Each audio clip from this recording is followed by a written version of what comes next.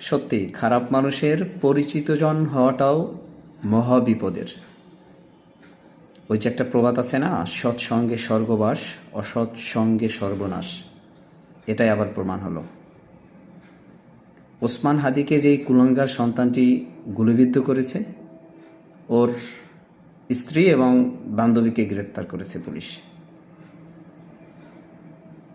এটা দ্বারা আবারও প্রমাণ হলো যে খারাপ মানুষের সঙ্গ দিলে এর পরিণাম খারাপই হয়, ভালো কিছু বয়ে আনে না।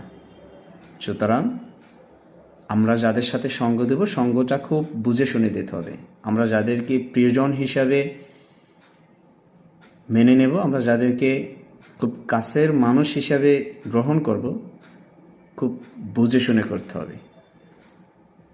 কোনো খারাপ মানুষের সাথে সঙ্গ দিয়ে নিজের বিপদ নিজেই যেন ডেকে না আনি। ধন্যবাদ সবাইকে।